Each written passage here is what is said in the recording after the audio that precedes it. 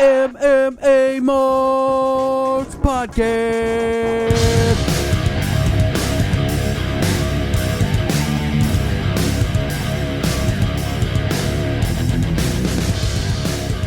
What's up, everybody? How you doing?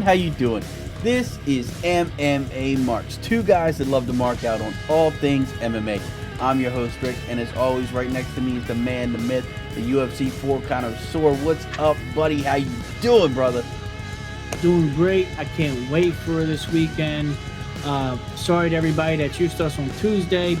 Ricky couldn't make it Tuesday. I couldn't make it Wednesday, so now we're here on a Thursday. That's right. We make good. We get it in one day during the week. It's a little late, but work happens, shit happens, life happens. We get it in for you guys. We also have 2 markout minutes coming to you guys on the YouTube.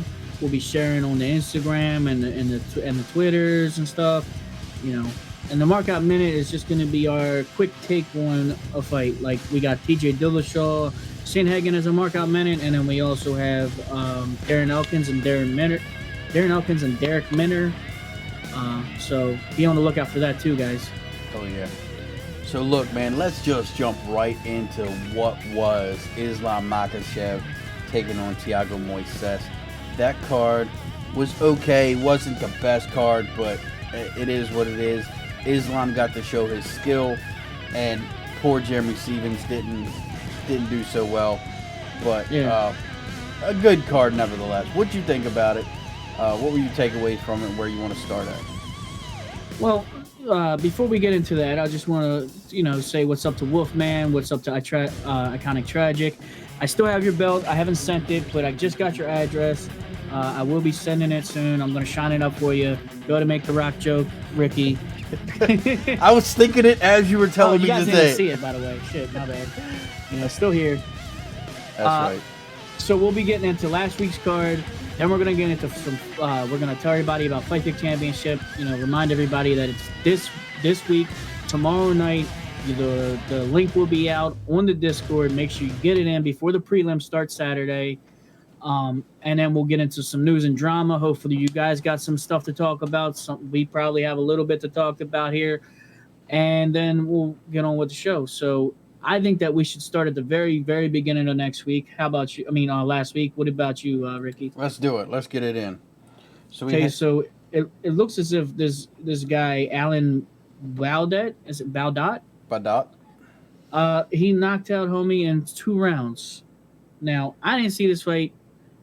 Ricky, I didn't see this fight. You missed the first 2 fights. I missed the first 2, but you said that Alan knocked him out? My bad. I'm like, Alan got knocked out. Hey, Rayhan, thank you for the biddies. Hell yeah. Shout out to Rayhan. Make sure you guys check out, if you guys want to see the top player in the world, check out T4H Rayhan on Twitch and YouTube. So we got Rodrigo. Oh, Rodrigo knocked him out in 2 rounds. Okay, I missed that fight. That fucking sound alert just hit me, dude. Love that. But we didn't see that fight, but I did see the second fight. Okay. You missed it. I'll just give you a little gist of it. All right. Figgy's brother, a.k.a. the other Figgy. Francisco Figueiredo. He did all right. But our boy Malcolm Gordon, who's known to not do that well against most people, Malcolm X Gordon, was able to outpoint Francisco. It was too easy of a fight for Malcolm. I feel like he was able to impose his will without much of a struggle. It wasn't like he was beating the shit out of Francisco. He was he was winning the fight. Okay. It was more of an MMA match, less of a fight. And Francisco was trying to fight, but you can't fight if somebody's MMA-ing you. You know what I mean? I understand. When I hear Malcolm Gordon, I just think of that time that he quit and just laid up against the cage and didn't. I forget who he was fighting against, but that's how. I don't remember that one, but I remember when he got knocked out in fucking 44 seconds, and it seemed like fake. Yeah, but, that's what I'm talking about. Yeah, it was very quick, but it looked like he just laid down. So that I'm glad to see he's not laying down anymore. He's actually fighting. Well, he don't have the chin to keep up, bro. That's going to hurt him in the long run, man. It really is. It's going to keep him Hey, down look, there. Malcolm actually goes to the same gym as Rayhan. He's glad he finally won. He's been struggling a lot recently. Yeah, man. I mean, that's what I'm saying. It looked like he said, "Fuck it, I'm not gonna. I have a jaw that's my chin is kind of sus in a way. You know, I get clipped, I get knocked out. He didn't allow Francisco to catch him like fucking Sue did last fight. Hell yeah, protect your neck, Gordon. And you know what they say about a boy named Sue? That's why he got knocked out by him. Oh damn. All right, what about this next fight? You tell me about this fight because I don't remember it. Khalid Taha taking on Sergey Morozo. Okay, Khalid Taha. What are you gonna do? I mean, he came out and it was just flat. It was a flat performance. It wasn't like up or down. It was kind of a repeat of what you just said with Francisco and Malcolm. The dude just got MMA'd more. It wasn't like too far of a beating. It wasn't like overly dominant victory. Yeah. But Sergey takes the decision victory in this one. He beats him up, takes him down, beats him up, takes him down. It just rinse and repeat. That's where not much to say on this fight. So this next fight with Montserrat Ruiz. Yeah. Some people are saying it was an early stoppage for her, because Amanda Lemos knocked her out, basically. I think that regardless if it would have been stopped, she would have got finished, either way. But, it's, kind of goes to show you that sometimes these refs, Chris Togni, whatever, you know how you say it. It's weird spelling, but it's Tione or whatever. That's your favorite ref, ain't it, Ricky? Tagnone. Yeah, that's your favorite ref. Yeah. Well, he stopped the fight extra. I feel a little bit soon. Let her get some damage off, bro. Let him bang. Now, I will say that there's a little less equality when it comes to women's MMA and men's MMA. A lot of refs are going to stop women fights a lot sooner than they do men. That's just because you just don't want a woman taking that much of a beating. I think I don't even think that it's like purposefully doing like these refs are majority men are not gonna sit there and let a woman get beat on regardless if it's a man or like it you just subconsciously you don't want to see that, so you're gonna stop it early. So I think that it was stopped early. I think you do let it go a little bit because she wasn't knocked out. She wasn't knocked out. She got right up and was on it. So I think go ahead. I think Amanda would have won either way because she was definitely the better fighter. Like and it was these noticeable. These guys are both pretty new, so they'll both probably come back from. I mean, she'll probably move on, and this girl might come back from it. This girl, she held down the other girl last fight. Most people didn't like her. I liked the way she fought. I thought she was gonna be able to do the same thing, hold her down in that like kind of like a headlock when she's on top of her. Yeah. But so speaking of refs, not stopping and equality. This next fight, Daniel Rodriguez, when he took on Preston Parsons, it was Mike Beltran as the ref, and I mean, I'm not saying I don't think he stopped it too late, but I'm saying he definitely gave this dude, Preston, way more time than I would have because it was obvious once fucking Daniel Rodriguez landed really good, bro. Preston said, I'm not in this fight no more, motherfucker. Run away! Yeah. He looked like he was so out, like he was just like, you know what? I'm just gonna try to run away now, and it just was a pounce, bro. Oh yeah, it was bad, and that goes to show you, like I do think the guys are in the back, like, hey, you stopped that fight a little early. Now we got to let this one go a little longer, like to make up for it. It's weird. We see that a lot. If one fight gets an early stoppage, the following fight they will let go for a little while longer, no matter who's reffing. It's so weird to see that. But like you said, Daniel Rodriguez just destroyed this guy. Hey, so shout out to Granny back. We'll be talking Fight Pick Championship soon. In case you're trying to, get on the up and up the start of it. I see you in the chat. And Wolfman was saying something kind of funny. He said, fun fact, Kim Winslow, retired from Ruffin, is now a model. And it's hilarious to me because, let's be honest, I don't think that she's very model-y looking. Also, fun fact, that person said happy birthday to Iconic Tragic on his birthday. Who did? On Facebook. Kim Winslow. Awesome. Well, Tragic is the best journalist in MMA right now. So, I mean. Hey, he's the king of the marks currently. He's the current king of the marks. Fucking bastard. I was 5 points. Just 5 points away. I'm coming hard. No, you're not. And I'm coming fast. No, you're not. Yeah. And I'm coming all night long. Yeah. Maybe by yourself in a dark room, but you ain't doing that in the Fight Pick Championship. Happy birthday to me. Thank to Iconic Tragic, by the way. But that's part of your little thing anyway, because Tragic made a post. Mark Coleman said happy birthday to me. Oh, nice. Hell yeah. So, right. What about this next one? This was a little bit more competitive. I love Billy Quarantillo taking on Gabriel Benitez. I love this fight. This was my favorite fight of the night for me. I know everybody's going to talk about Miesha Tate was so great and Islam Makhachev was great, but as far as competitive MMA and back and forth, this fight was it for me. Both guys showed technical skill, great Two guys on the come up in the rankings. Hell yeah, great ring IQ. You got grappling, you got clinch work, you got cage work, you got striking, you got boxing, you got the whole nine. If these are one of these fights that, like, if you say this is our sport of MMA, this is what you show them. That was it. That you got a whole spectrum of what MMA is through this fight. And that, I was glued to this fight. I liked it. And big ups to Billy Quarantillo. He took it. KO, third round. Well, TKO, whatever. TKO in the third round by strikes. It was great. I loved every bit of this fight, man. I would say about midway through this fight is when the edibles kicked in. And I remember some of the fight, and I remember some, you know what I mean? But I do remember thinking it was a competitive fight when I watched it. Yeah, this fight was awesome.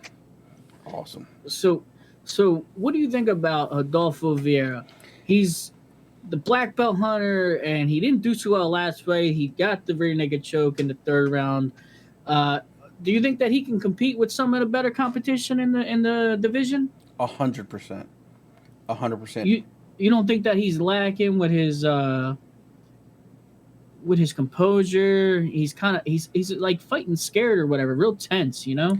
I think that it's a lot of nerves, but I also think from one fight to the next fight, the improvements were ginormous. I mean, the what is it? The cardio. I mean, he was dead at the end of round one in his first fight. Now he's choking people out in the third, and still having energy to keep going. I mean, those type of. I'm just reading Wolfman's comment. Yeah, I'm reading it too now. They're replacing Damian Maya size hole in his heart. Yeah. I kind of get that. That's fitting. He's kind of like the new Damian Maya. Yeah. I'll take that. And shout out to Philip. I see you in the chat, homie. Oh, yeah. But, I like Vieira.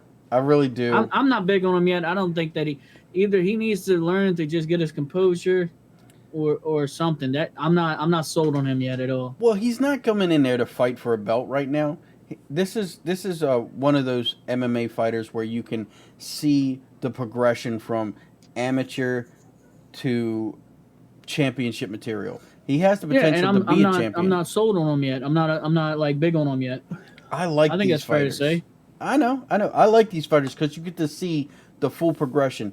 Even though I hate, I will say it, I hate Greg Hardy. Don't like him as a person. But the progression from his skill level, from where he started to where he is now, is remarkable, and it's fun to watch.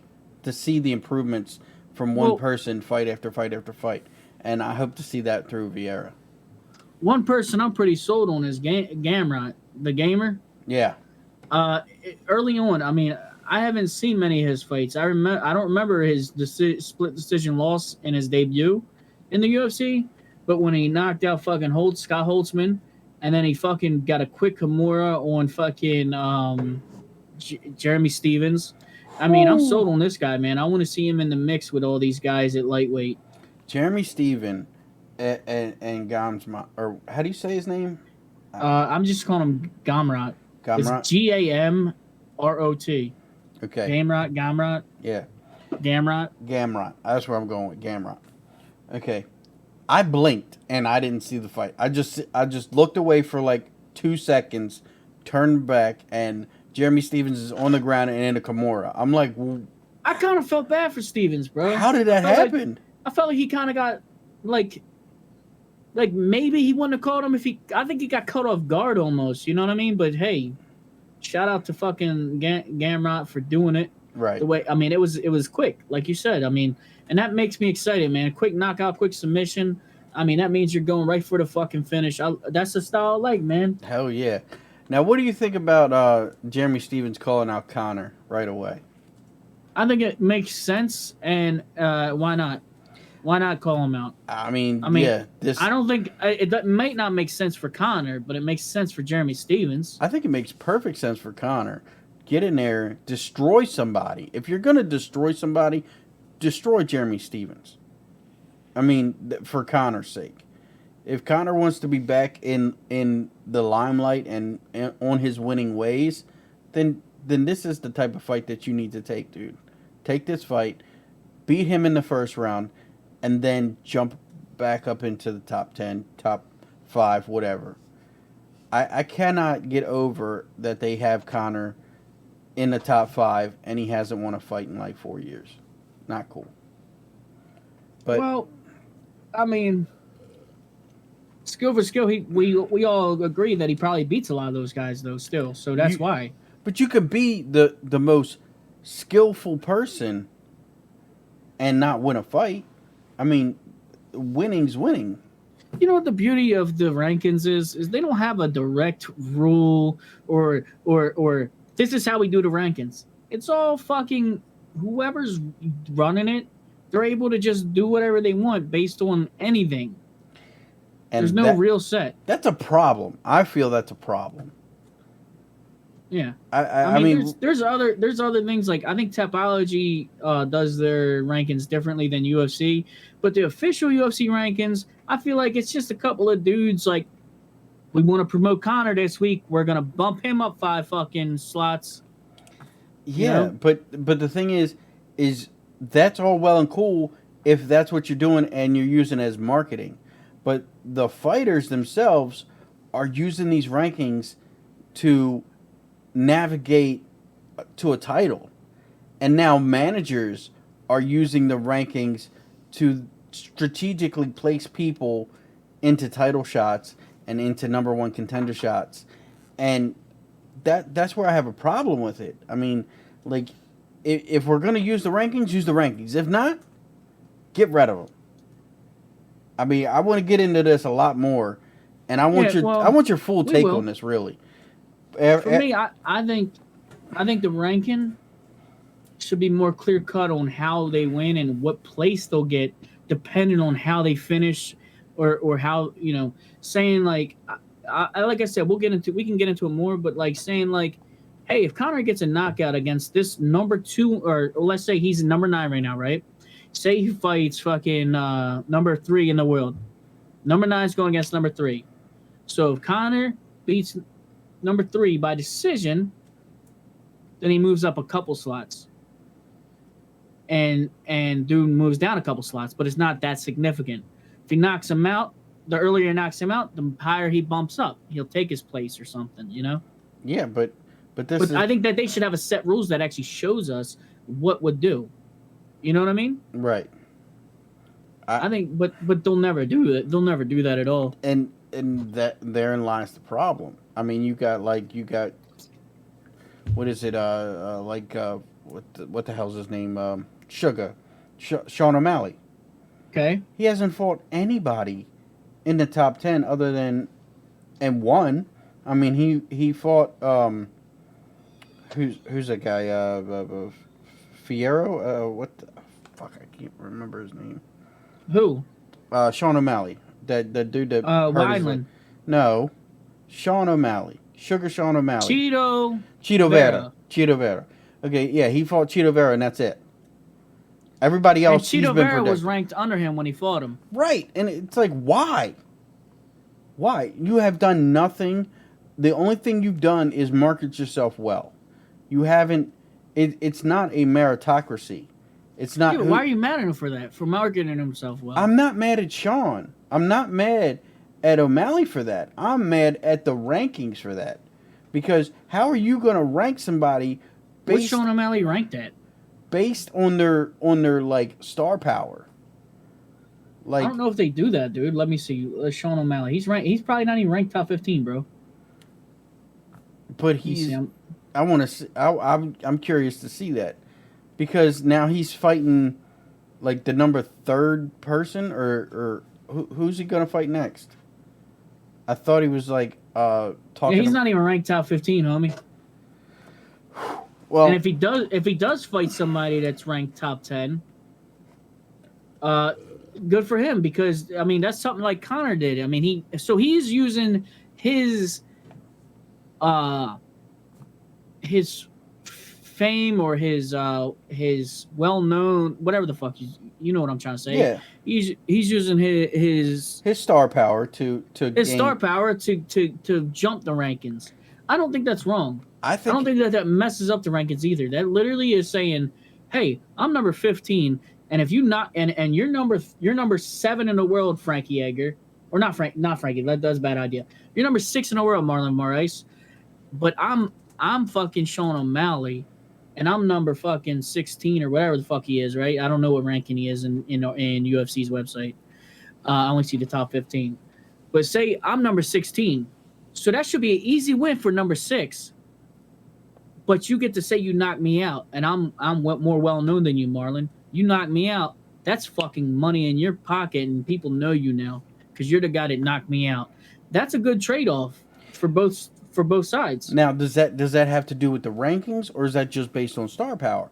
This is where I wish the rankings would go away. I think that it goes hand in hand, both of them. Your star power helps you manipulate the ranking as a fighter, or you know what I mean? Yeah, but then like the thing that I don't like, it's leverage. It gets ugly. It gets really ugly because you have the situation with Islam and Justin Gaethje going on in the lightweight division right now. No, got the situation that's with ugly. This is the worst. I guess the worst that it could happen, in my opinion, is we have Dustin taking a fight with Conor not long ago over the championship match because the star power outweighed the ranking. But that wasn't. It was money. That was money. It was a money. Star power. Yeah. Star power equals money. Okay. There's no doubt about it. For True. sure, 100%. True. You're right. So that's the worst that can happen. Is we have Dustin Poirier who should be fighting the champion to see who the real baddest motherfucker in that weight division is, but instead we have him fighting Conor because it's more money in the pocket, which is okay. I don't mind it. Get I don't your mind life. the Get your money. fights. Right. But at the same time, that's the worst that can happen with somebody abusing or exploiting their star power. So what do you think about Ali, the manager Ali right now, Ali Abdelaziz or whatever? What about him? How he does some good work for a lot of these fighters. He does, and he's pushing his fighters, but he's manipulating the rankings to do so. So what he's trying to do now is he's trying to get Islam Makhachev to fight Michael Chandler, right? He wants that to happen because he wants Justin Gaethje to get a title shot against the winner of Poirier and Oliveira.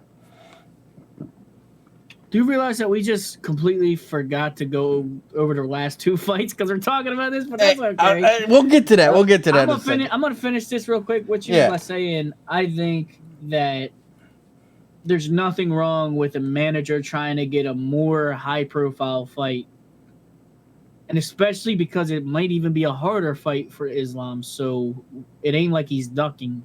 I'm not saying he's trying to duck. What I'm trying to say is he's trying to manipulate the rankings because Michael Chandler doesn't want to take the fight because Islam is number 9 and Chandler Because Islam will 3. beat him. Exactly. Islam will beat him. And he knows it. And the same thing with RDA. Which is awesome, which is why the people should force that fight on him. But this is where Chandler's doing. Chandler's trying to go for Gaethje.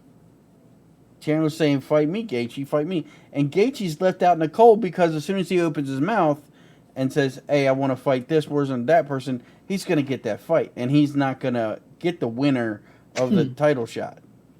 So, Ali... Gaethje and Chandler makes the most sense right now. It does. I think it does. So where does Islam go? Islam... I mean, there's lots of places for Islam to go. I mean... Islam could fight Tony, bro. Islam could fight Beneil. Dariush. I want to see that fight. That is Dariush is number 3 in the world, though, you know? Dariush and Islam would be an awesome fight. But I think Islam versus Chandler and Dariush versus Gaethje, just to mix it up. Right. And whoever has a better fucking fight will fight the winner of Dustin Poirier or Oliveira. And why can't they say that up front and sell the fight on that instead of saying, oh, he's number 3 and he's number 4, he's number 5, number I think 9. that they're feeling it out to see what gets more fucking commotion and on the social media and more talks in the podcast. They're saying which one does everybody want more? So they're kind of teasing Islam versus Chandler. Then they tease Islam. You know what I mean? Yeah, I hear Islam versus Chandler, Islam versus Dariush. I hear Islam versus RDA and Islam versus Ferguson. And it's like I've heard all these big names fights for Islam, and then Justin Gaethje's like, I'll take Chandler or I'll take Oliveira, and it's like he's kind of left out. Like he's an afterthought. It seems like Ali is pushing Islam so hard, and wherever Islam falls, then he'll take care of Gaethje. And it's like he's using the rankings to do that. Because he's like, oh, Gaethje's taken care of, he's gonna go ahead. Because he's so far up in the rankings. Yeah. All in all, with the 155 division's always been fucking brutal. We still got people that are killers they're not even like top 10 of fucking 155 is unreal. Yeah. And then you got killers that aren't even in the fucking rankings. Just because, and they're still killers. They can still beat motherfuckers any day. I mean, like Dan Hooker's number 8. You know what I mean? That's crazy. Fucking Gregor Lepsy, he's the 10. He's number 10. We got T. Ferg, number 6. Already, I mean, 155 is it. No matter what you talk about, it's always going to be a fucking clutter. Yeah, it's murderer's row all the way up. So now, just to finish, just to get back on our little thing, what you think about, or did you want to have a cap off? You want to cap off about that real quick? No, go ahead. I want to see where you go. Let's go. Okay, Miesha Tate. She had a dominant performance. She didn't give a fuck about it was her retirement fight. She put it on her. Honestly, it looked like Marion. I'm sorry. She just wasn't on Miesha Tate's level at all. Miesha Tate came in and proved what she had to prove. 100%. Renault did not meet the aggression of Tate. Renault did not. It was obvious who wanted that fight more, and because it was a retirement fight, I didn't think that Miesha was going to lose. I mean, we all knew that Miesha was going to win that fight. That was pretty much a given. That Miesha will destroy this person. And she didn't disappoint. She took it to her. Yeah. Striking her down in the 3rd round. I mean, and she showed that she still has it. She hasn't really lost any steps. Now, remember, I said the edibles were already kicking in pretty good by this time, but I remember the performance. I don't remember if she called out anybody afterwards. Did you watch it, like, the call out or anything? Or No, she didn't. I don't think she called anybody out. She just said she's here for a belt. So she wants her. Do you think that she? I think she should fight Holly Holm again. Fuck it. I do too, but I also watched the Food Truck Diary with her and Shab, and they were talking about Holly, and she was talking about she wants to fight Jermaine Durandamy, and she wants to fight Amanda. Oh, that's Nunes. not a bad fight, dude. That's what I was thinking too. Like, I don't know, maybe Holly's a good fight. There's a story there, but Jermaine, that gets you your title real quick. But the other thing that she said too is that she's got 6 fights left on her contract. She's got 6 fights. So she's going to be in that octagon 6 more times. So does she? Seems like she came back with a purpose. That's fucking awesome, dude. We weren't sure, and I think that performance proves that she's coming back and she has a purpose, which is awesome. Which I'll get behind. I've always, thought Miesha Tate was pretty good. I was surprised how easily sometimes fucking when what's her name got in her head and fucked her up. Ronda fucked her up. and before she fought Amanda, remember I was like, I thought she was gonna beat Amanda, and she came in looking like she had the flu and shit. And she didn't perform well. But I mean, we know Amanda is different though. That's why she was terrified. Yeah, it wasn't she was sick. She knew she was getting her ass whipped by Amanda. Yeah. I hope that she has to fight. I hope she fights Amanda again, man, and brings it to her a little bit more. That would be great. She does give hope to the fact that Amanda might lose. I think it's possible for somebody like Miesha to beat Amanda. I'm not saying that. I feel like Miesha and Cody's comeback are about the same feeling. Yes, I do. Cody, he reached high levels, but he kept having his faults and stuff, and then he came back. He seems to be on a little bit more of a purpose. Same with Miesha Tate right now. You know what I mean? Like, they're on the same vibe right now. 100%. I can get behind Miesha, but I'm not. It's not like she's like my favorite right now. I mean, obviously, I think that what's her name whooped her ass. Our boy Amanda Nunes whooped her ass. Jay Carter in the chat. What's up, man? Jolie Poirier, dude. Conor went the fuck off after that fight, man. and I saw Dustin saying it just makes him look weak. It does. It makes him look bad. Where Dustin's just not even paying it any mind, man. He's not. I think he's got his money. He's not going to play the games anymore. You know it's bad when Brendan Schaub is saying, "Hey, man, just take the loss." Like, Schaub rides for Conor so hard all the time. And he's like, hey, man, you need to stop and just stop acting like Deontay Wilder and take the loss like a man.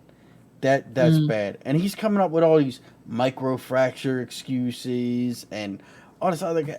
If anything, he should be worried about motherfuckers that bet on him.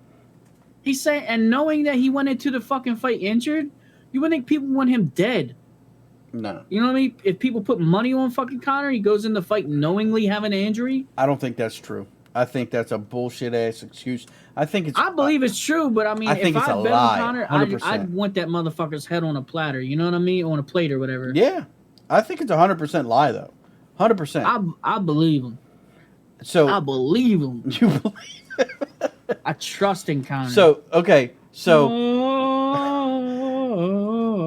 believe? McGregor. Think about this, and this is coming straight from Schaub's mouth. So I take it with a grain of salt. You gotta love Schaub. Do you think that Conor would knowingly go into a fight with an injury and tell Dana that he has an injury too? Because that's what he said. He said, I told the UFC that I had an injury. I told him that, and we fought anyway. Do you think that would happen? Because now, technically... What is Dana saying? Dana's saying he don't know shit. Dana's saying Conor's a liar. All right. Conor's probably lying. Exactly. He's a sore loser. He's a sore loser at this time because he knows he doesn't have a fight to sell anymore. He lost twice to Poirier. He's not in the top 5 no more. He's got to drop. Hey, Backlog, thanks for coming through, homie. On a vacation, too? That's what's up, man. Hell yeah, dude. Happy birthday to Backlog. Happy born day, Jimmy T. Hell yeah, dude. This man brought me out to the fucking steakhouse on his birthday and paid. Shut up. Hell yeah, dude. You son of a bitch. Had some shrimp, had some steak, bro. Wow. Wow, that's great. Backlog's the fucking real MVP, you know? Fuck yeah. All right. So, look, let's get back. Miesha Tate is on a dominant performance. She's here. She's going after the belt, and she made it clear to everybody. What do you think about Islam Makhachev taking on Thiago Moises? What's up, Jagger? I think Islam put it on performance that he needed to. I don't think that he could take on somebody like Jagger, who came in here to say hi to us. Jagger the Dagger. You know what I mean? But Makhachev, he's a real threat right now, man. He deserves to be in the top 5 or so, man. I mean, I don't see many people doing well against his style and how well he sticks to it. I mean, he does look a lot like Khabib in a way of his dominance, and you know what I mean? Right. Now, what do you think about Dan Hooker's little take on Islam Makhachev? What did he say? He said, it's very obvious that you are a Khabib wannabe and a Khabib 2.0. Why don't you get your own style and really fight people instead of just doing Khabib style all over again? We've seen that style. Get your own style, basically. That's what he said. Motherfucker, that's because he's scared to fight that style. I thought the same thing. I'm like, that's a scared man right there. That's a scared. He's like, hey, change it up. Do me a favor. I don't want to have to fight you when you fight like that, bro. But that don't mean dick, man. I mean, you can't beg you can't say before a fight, hey, don't try to go right for the guillotine because it's banned in certain leagues or something. You just gotta do it, bro, and fucking take that neck. Yeah. I agree with Peacemaker out here. Hooker ran from Chandler's little ass. I mean, why are you running from Chandler? Knee him in the face and just walk away. But yeah, Hooker got hooked. Oh man. And dropped. Yeah. He did. And I'd be scared if I'm in the lightweight division, I would be scared to fight Islam right now. Islam is on another level than these guys, and he's making it look easy. There was at no point did Thiago Moises have any hope of winning that fight from start to finish. I mean, he took Islam down once, but it wasn't very long. You know, Islam Makhachev is not in UFC 4, but Action Bronson is. Islam's not in the game? Really? He's not in the fucking game, bro. That's crazy. But they recently added the rapper Action fucking Bronson. I don't call him Action Bronson. I call him Buddy 2.0. Why's it gotta be 2.0, bro? Because he's got all the tattoos. You don't have that many tattoos. Bitch. Call it like I see it. Call a spade, right? All right, Trevin Giles is Ricky 7.0. Oh, yeah. Yeah, that beard game is crazy, but that chin is weak. Better chin than Ricky. So, you're one to talk. Fight Pick Championship. Yeah. What are we doing for the rules? What are we doing here? I don't think the rules need to be changed. I think they're great. That's what I'm thinking. I think they're great. I like them the way they are. If anybody out there... Let's kind of go over them for anybody who might be new to the Fight Pick Championship. All right. I'll pull it up. Hold on. Give me a sec. Oh, Jor. Oh, Lord. Here we go. All right. Let's see. Pug Life, Phil Sampson. So we got picking the correct fighter gets you 10 points. That's right. And then after if you pick the correct fighter, it unlocks the ability to get points for picking the correct round and the correct fashion. True. So as far as fashion fashion, meaning knockout, submission, or decision, you get 5 points. Yep. Now, that's as much as you can get on the decision because it's automatically either 3 or 5 round for decision. So you get 15 points if it's decision is the max amount of points. Now, if it's anything else, like knockout or submission, if you pick the correct round, you're able to get 5 more. 10 points. Is it 10? It's 10. It's 10 points for the round, 10 points for knockout or submission. 10. So if you get a fight... if you pick every person correctly, you get an extra 20 points added to your points. Yep. If you pick everything, the whole card correct, everything is exactly correct, your whole points for the night get doubled. Everything, which is awesome. And we're going to be doing the main card starting with this weekend until UFC 269. Now, you can do it just one time, but you're not going to have the most points come UFC 269. The more you participate, the better chances you have of winning the long run. You know, you can have a great run. If you want to just say, hey, I just want to do the next Conor fight and show y'all I can beat y'all in the Conor fight, that's okay. You can do that. But if you want to do the long haul and try to get the title, you got to participate every card, and it's the main card, and you have to get it in before the prelim start of that card. Yep. I couldn't have said it better myself. Hey, Phil, get your head in the game, get your points up, and Phil, you can get a belt. That's what I say. Get your head in the game, man. You can get that belt too. I thought I was gonna have 2 of them. I was gonna be champ, but I kind of tragic took that away from me. It's all right. It's all right though. I got to take a loss like a man. It's all right. So as far as the Fight Pick Championship goes, yeah, we look forward for everybody that wants to be involved. You get involved by going on our Discord. We can help you get that. If you can't find it, DM me. I'll get you the fucking. Sorry, I was just reading the chat. Wow! Talking shit. Wow. So, but we'll get you. Okay. We'll get you the invite. We'll get you in there. We got a few new faces, a few familiar faces. I'm very, very excited for this season. I'm looking to be super competitive. I want this season to be my season. We're calling it season 69 because we're ending on UFC 69.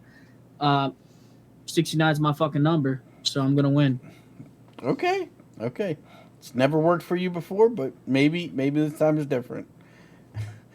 And Tragic says, "How did I take it? It was never yours." Wow. Okay. You know, I was chasing you the whole time. That is true, but I was just close, man. Better be looking over your shoulder next time, dude. This season, it's all downhill, and I'm coming for it. Tragic is he's a friend turned foe. We used to talk to fights. Not anymore. Yeah, you better get your journalistic game up, brother, because I'm coming for that belt. Hell yeah. So, moving on, do you want to get into drama or do you want to get into this card coming up? Let's definitely get into some drama. What you got for me today? I mean, as far as the rankings go, did you want to discuss that a little bit further? Look, this is my thing. Because the ranking, I think that you either need to pick one or the other. The rankings either need to stick and make sense, and they have to have rules, and then we use them to determine next fights, or they have to go away. And like, they don't have to go away as far as like us talking about them. That's a great marketing tool, but they should have no bearing on the fights. Like, pound for pound is just a talking point. You're pound for pound great, whatever. Pound for pound all the way up or whatever best. It doesn't have any bearing on making fights. I like that form of rankings than any other. But as far as like these 155, oh, I'm number 9, number 5, if it doesn't help you in the fight game, then it's pointless. Like, get rid of it. Get rid of it. Well, I enjoy it. I think that we know the fact that we know it's ridiculous sometimes is still funny. like, because it gives us a talking factor, man. Because then it helps us, even if it's not the ranking we agree with, it helps us have a something to kind of follow. So we say, like, say we're looking at the rankings and we see that Calvin Kattar is number 5 in the world right now, and we think that Dean Ige deserves that spot. You know what I mean? And but we have something to kind of look over, and it helps us create our own top list of who we think the baddest people in that weight class is. Right. Which, kind of funny. I don't know if I could find it right away, but I was looking at some old notes, and I was thinking about, like, even, like, kind of talking about it on, like, maybe a future podcast of, like, when we did our top 10 of all time fighters. Yeah. I'll see. And it's pretty funny. I kind of, like, was thinking, like, maybe, like, everybody involved in the Fight Big Championship, if they wanted to, they could submit their top, and it could be fun. Hell yeah. Like their current top all time or something. I'm down for that. That sounds cool. Oh yeah. So you think that we should keep the rankings and keep everything the way it is? I don't see much of a problem with it, man. It's not even that broken of a system. We kind of understand that they do manipulate it or change it up sometimes for the promotion and stuff like that. But, like, when fighters are using the rankings to duck fights, oh my God, that's a long time. Can you see it? I see GSP's number 1, Jones, DC. No. Hold on. I got a date too. You got Episode a date? 23, bro. Wow, we're on 137 in this bitch, and you going back to 23. And this was on 4/16, 2019, bro. We started that early. Yo, we've been at this game for a little minute. Philip, and the GOAT is GSP. Nah, man, the GOAT. I don't know. I don't know if the GOAT's GSP. So, Rick, I just want to give a few of these out from Jesus. 2019. Okay. Your current top pound for pound on this day was DC number 1. Yeah. DC boy now, huh? Yeah. Let's see. Jones at number 2. Yeah. Khabib at number 3. Yeah. Number 4 is Woodley. Oof. God, what was I thinking? Number 5 is Amanda Nunes. Okay. That aged pretty well. 6 is Usman. That's pretty good. Yeah, okay. Take that. 7 is Stipe. I'll take that too. Best heavyweight in the world. 8 is Max. Hey, okay. 9 is Aldo. I will never not root for Aldo. And 10 is Izzy. That's decent. That's decent. Where do you fall? Because my list is way better, bro. Way better? Oh, bullshit. Let me hear this. Okay. So this was on 4/16/2019. Yeah. My current top 10 pound for pound. That they had to be active fighters, I believe. Okay. So number 1 was John Jones. Yeah. Number 2, Henry Cejudo. Yeah. Number 3, DC. Okay. Number 4, Conor McGregor. Yeah, that aged real well. Number 5, Pettis. Pettis must have been on a tear back then, Oh, bro. yeah, that aged real well too, didn't it? You Number can't even 6, beat PFL guys now. Hey, you'll like number 6 though. Okay. Poirier. Okay, yeah. Okay, I'll take that. Number 7, Cruz. Dominic Cruz? Okay. Yeah. Number 8 is Usman. Yeah. Number 9 is Valentina. And number 10 was Amanda Nunes. Oh, okay. Okay. Pound for pound back then. Yeah. I was looking at that. I don't even know if I sent it to you, but I was going to send it to you. That's funny. That's cool, man. That's definitely cool. Man, okay. So, let's get into some drama real quick. What you got for me? I want to throw out some fights of upcoming significance, okay? 1, we know Jake Paul is taking on Tyron Woodley on August 29th. How do you see that fight going down? The fix is in. The fix is in Jake Paul to win, right? Jake Paul is going to win. Knockout. I kind of agree with you. There's entirely too much money, and I think Woodley doesn't mind looking like the fool. Yeah, he's already looked like the fool for so long. What's one more time? Yeah, I mean, for the pay, he'll do it. I think so. I think the fix is in. And then some people that think it's real, they even say, that Jake Paul might have be the favorite, this and that and the other. Yeah. Well, I don't even think that Woodley is even gonna try to win in a way. You know what I mean? Well, this is the thing too. Like I hear a lot of people saying, like Woodley, if Woodley comes in and he is the Woodley of old, that he will destroy Jake Paul, because his speed and aggression will definitely take over, and he doesn't have to worry about the takedown. So that right hand is going to be nasty. Yeah, but Woodley's his style is he's a wrestler that Fell in love with his hands. Has a strong right hand, really. You know what I mean? Like right.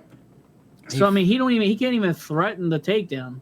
It's not he don't have to worry about takedown. He can't even threaten the takedown now. It's like Jake Paul's not worried about that takedown. That's why his right hand would land a lot of times, because people were kind of worried he might get taken down and shit. Right. I don't think that's everything, but I think that's part of why he was able to land it so. Well, this is why good sometimes. This is why I think it's everything. If Tyron Woodley wins, then all this YouTube bullshit loses a lot of momentum. If he goes in there and just KOs Jake Paul, all that money goes away. All that Jake Paul money stops. All those YouTubers trying to fight fighters, that stops. Because you know that a real MMA fighter, a real top 10 MMA fighter, will knock out a YouTuber in a quick second. But if Jake Paul wins, or Jake Paul has a competitive fight and it goes to a decision, then the money's still there, and the money train keeps going. Well, I mean, as far as calling him just a YouTuber at this point, I mean, he doesn't have to be one label. I mean, enough boxers have given him credentials to where you can say, and he's made money, professionally. Whether the fights are real or not, he's a professional boxer. What boxer has gave their blessing to Jake Paul? And if you say Paul Malignaggi, I'm gonna come through this fucking computer and choke. And even MMA guys, I'm just saying. All in all, I think a lot of people give both Paul brothers respect for the work they put in and what they're doing and how their skills are. They say that they're pretty legit. I don't remember exactly. Their money generating skills are unmatched. I will give them that. And I like the drama, and I like the spectacle of it all. But as far as skills in boxing, Jake Paul has a powerful right hand, but he has zero footwork. He can't slip a punch. He's not doing the sweet science of boxing. His jab is okay at best, and he has no hooks. He has no hooks. And Logan Paul's worse, because Logan Paul don't have no cardio.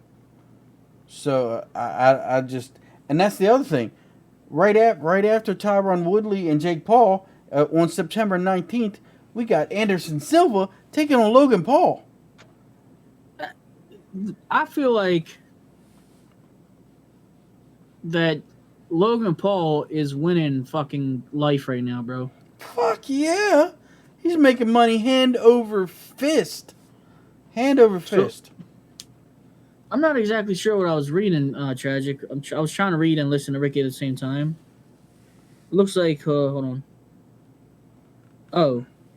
Okay, so Tragic's in Buddy's DMs right now, and he's saying that. So he sent me a DM of him talking to his boys. And looks like he might be getting credentials to be like on a media, to where he can go to the events and like. Fuck yeah! You know what I mean? So that's cool. Get some media credentials. Hell yeah! There you go. He said he might be able to go to the Woodley fight. Fuck yeah! Awesome news, Tragic. Congratulations. Yeah, my bad, Tragic. I wasn't sure exactly what you wanted me to share. Congratulations, dude. That is fucking awesome. Number one journalist finally gets his credentials. Well deserved, man. Well deserved. But look, so do you think Anderson Silva is going to take Logan Paul lightly and just sit there and play with him? Did you see what he did to Chavez Jr.? He's going to whip up on Logan Paul. Logan Paul's going to go out like a light, dude. Look, and that won't matter. If Logan Paul loses, that's okay. The YouTuber train still goes because Jake Paul's driving it. As soon as Jake Paul loses, that's when shit will stop. If Logan Paul loses, it's okay. It's Anderson Silva. But if Jake Paul loses, it's Tyron Woodley. Shit's got to stop. I don't see that Anderson Silva will knock out Logan Paul. Fuck. I'm not saying he can't. I'm saying he will with a quickness. With the quickness. I don't think that he will. Dude, you seen the Floyd fight just like I did, right? And you seen Floyd tap him with 2 hooks and then hold up Logan because he was out on his feet. Yeah, but I don't think Anderson Silva will do that. What do you think? How do you see that fight going? Do you think Logan Paul's going to beat Anderson Silva? Hell no. So, do you think that...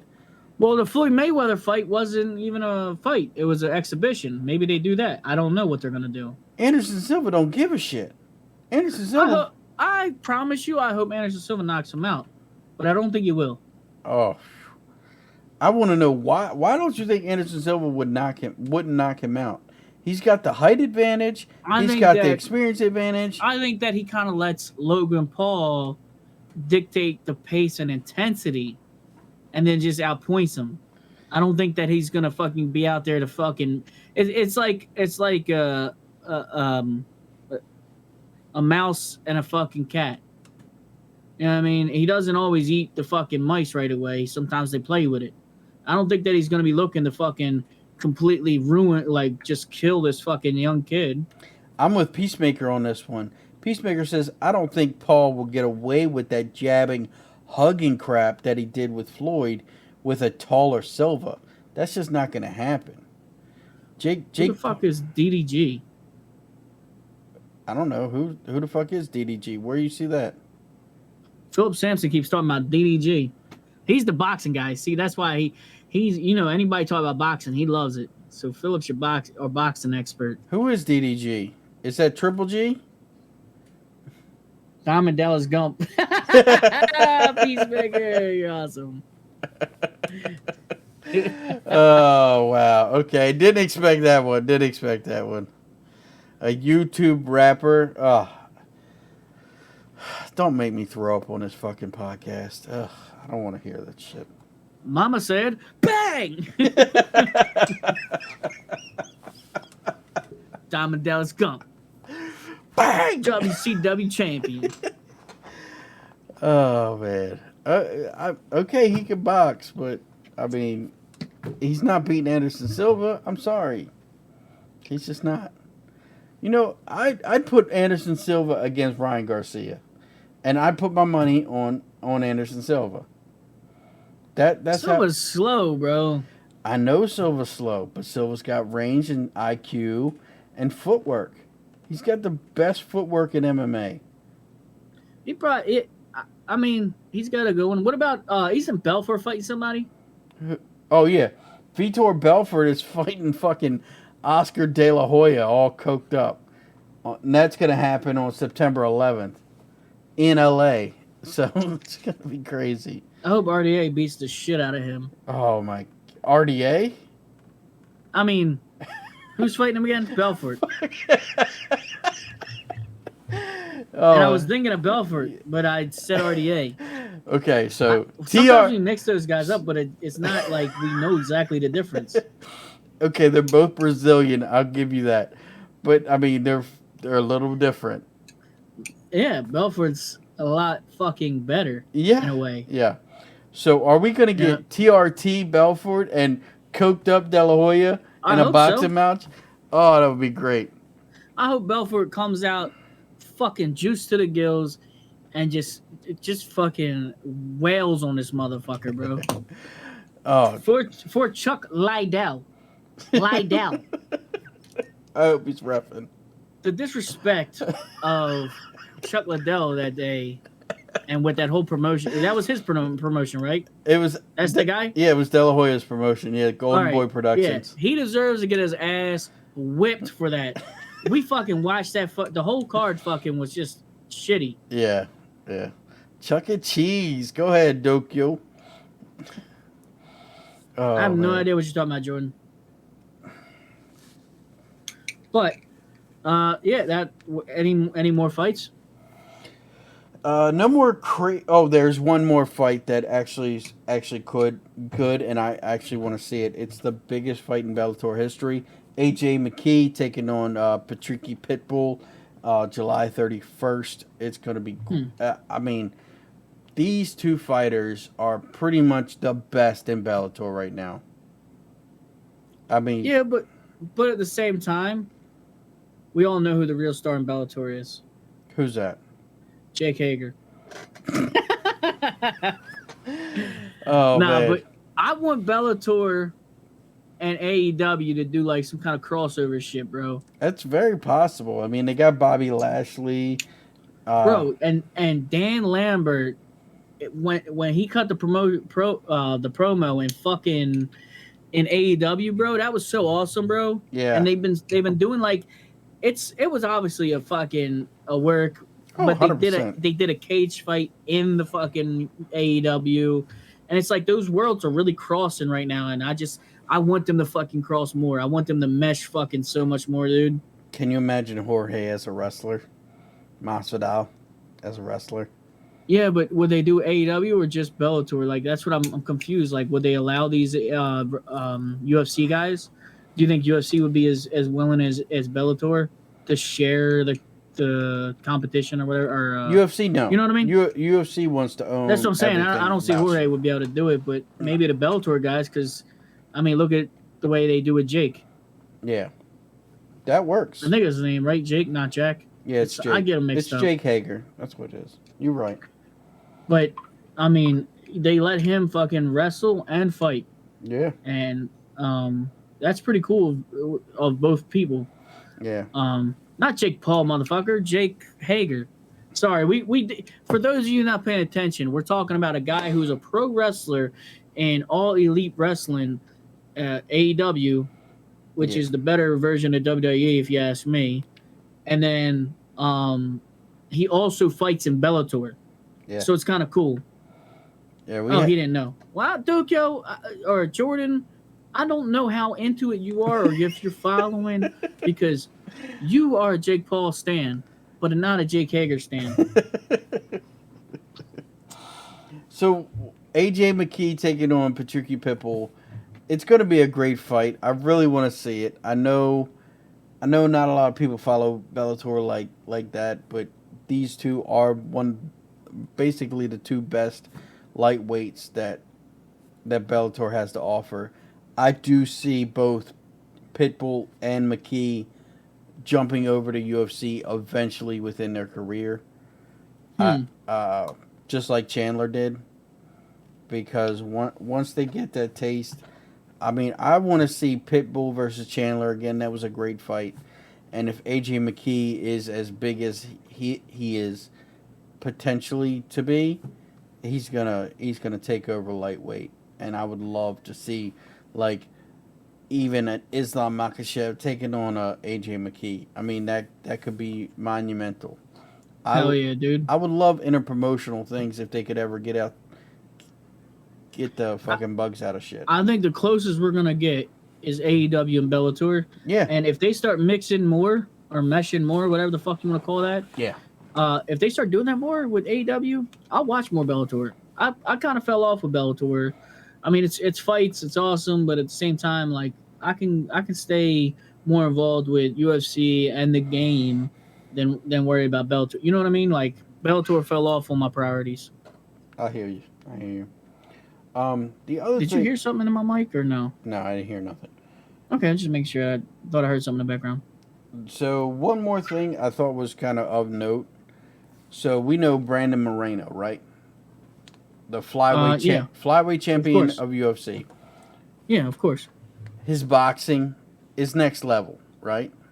That's all right. Well, now he's working with Canelo, the best boxer in the world.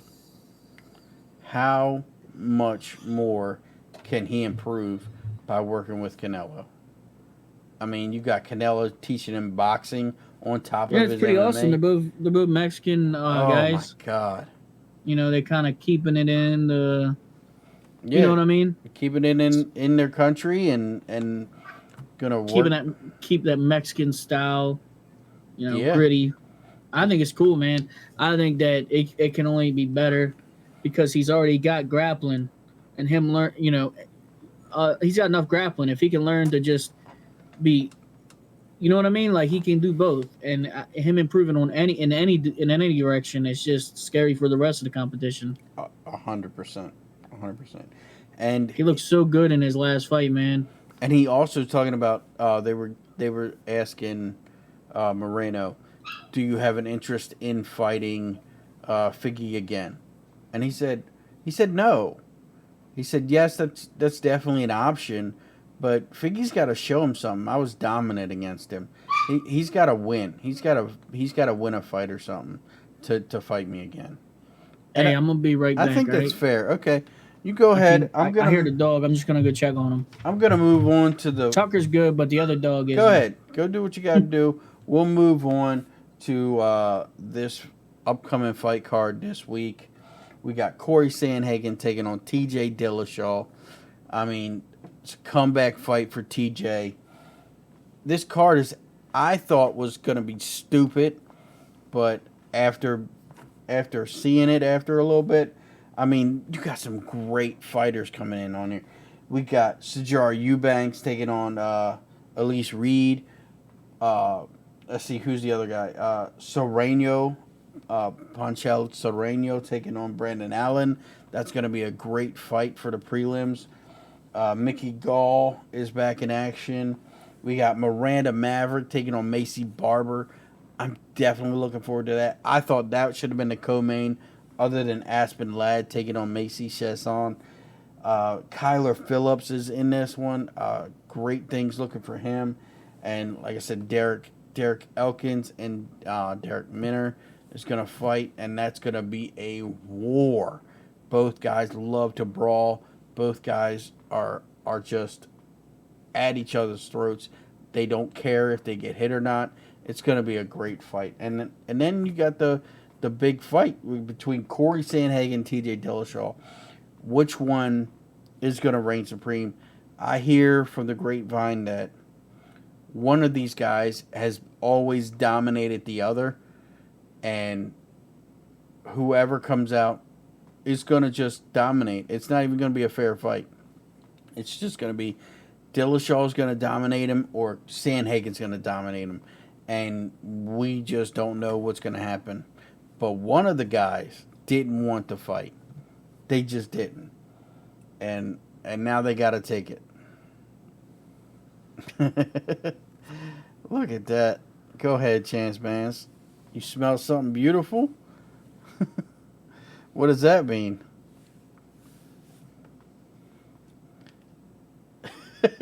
What the hell? Oh, okay. Go ahead, Jordan. But look. So before Buddy gets back, I'm going to give you guys my whole rundown real quick. Okay? Hannah Goldie is going to win her fight. Sajar Eubanks going to win her fight. Julio Arce, he's going to win his fight. Adrian Yance and Randy Costa, Reese's Pieces versus Dr. Pepper. Yance is going to win that fight. Ian Heinisch is coming back. He going to win that fight. Serrano, you know Serrano going to win that fight. Brendan Allen's going to be good. It's going to be a close one, but Serrano going to win. Mckee Gall, I got Mckee Gall. Even though he's the underdog, I got Mckee Gall in this. Miranda Maverick, Macy Barber. I'm taking Maverick all day. Maverick is too nice. Macy Barber is too aggressive. She's too reckless. That's how it's gonna go. Next, Darren Elkins, Derek Minner. I'm taking Minner. because he's got the better grappling. He's going to choke the shit out of Damage. Damage just likes to get hit. That's a bad combination. Kyler Phillips. We all know Kyler Phillips. Kyler Phillips is like the Matrix. He's like Keanu Reeves in the Matrix, dude. This is his cage. He does some crazy ass shit. I got Kyler Phillips all day. Aspen Ladd and Macy Saison. Come on now. Come on. Who you got? Who you got? Aspen Ladd all day. Aspen Ladd all day. And the big main event, I'll save it for the end. You'll hear my take on it in the end. But trust me, it's not who you think I might pick. It's not who you think I might pick. I'm just saying, these fights I thought were going to be bad, but they actually are really good when I look at them all. I mean, the Sajara Eubanks, Elise Reed, this is a gimme fight for Sajara. Sajara needs to come in, she needs to make weight, and she needs to dominate. That's what needs to happen. It needs to happen here. Like, Elise Reed, she's taking the fight on short notice for one. And two, she's an unknown, so she's got nothing to lose. She needs to give her all on this. And Sajara just needs to stay the course and whip up on Elise. Excuse me, good Lord. Deanna Bilibita taking on Hannah Goldie. Hannah Goldie, very physical, very, very dominantly strong person. And I just don't see Deanna winning this one. Not even close. Like, Hannah Goldie should walk her down, stalk her, clinch with her, throw her against the cage, beat her down. I think this should be ended.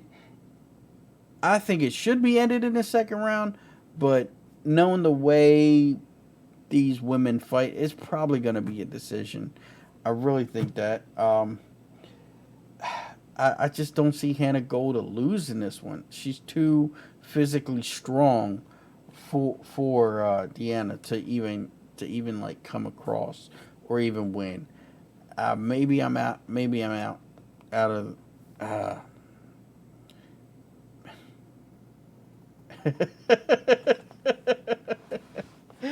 Oh, Jordan, you got jokes. That's funny. You got jokes. Yeah. That's okay. It's okay, buddy. That's okay. You're fucked up, man. You got me messed up talking about that's how I should pick women. Trap God, what's up, man? What's good? Oh, everything's good, brother. We're here with another episode of the podcast. We got Fight Pick Championship coming up. It's going to be great. I'm finally going to get my second belt. Fuck. Iconic Tragic. He is not going to win this season. I'm going to be number one. I'm from the jump and not look back on anything. Buddy ain't got a shot in hell. I don't know why he's even going to be playing. He's horrible at it. He starts out really well, and then he loses steam so quick. It's not even funny. It's just great. I hope he wins.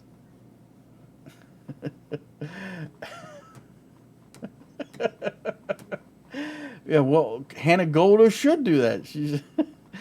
She should throw against the cage and beat her up. And how dare you say that's my dating life? How dare you, sir? How dare you? You're out of your goddamn mind. Oh, man. I know you are. How's that dog taste?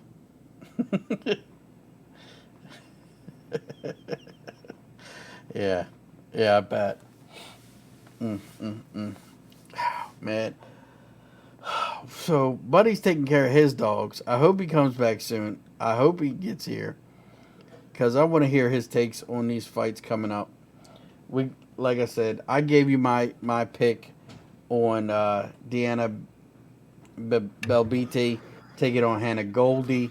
I think Goldie wins it via decision. Buddy, I want to get your take on it. Hannah Goldie, Deanna Belbiti. Who you got and why? Let me hear it. So I don't know much about Deanna Belbita or Hannah Goldie. I've seen Hannah Goldie. I remember her I want my Hannah Goldie by decision. I think that this other chick, she's come into the UFC 2 times and has lost both her appearances in the UFC. And this girl, Hannah Goldie, who kind of, it seemed like she's got a very, very strong physique, but she's um, not really, the skills aren't matching the physique or something. You know, she's not exactly like, her skills don't match as great of a physique she has, you know? Yeah, she's very strong, very intimidating presence, but she doesn't. She does lack aggression. But I'm hoping that she walks this girl down and throws her against the cage and beats her up. That's what I'm hoping for Hannah Goldie. I got her decision too. Hell yeah. I'm sorry I took so long. Damn, Trap God, you ain't lying. No, I think he was talking about that. Yeah, he's talking about seeing them both in some mud too. Yeah, well, I had a I'm back now. Anyway, the dogs had to go to the bathroom. I hear you. So what do you think about this Sijara Eubanks versus Elise Reed? I think this is a gimme fight for Sijara, 100%.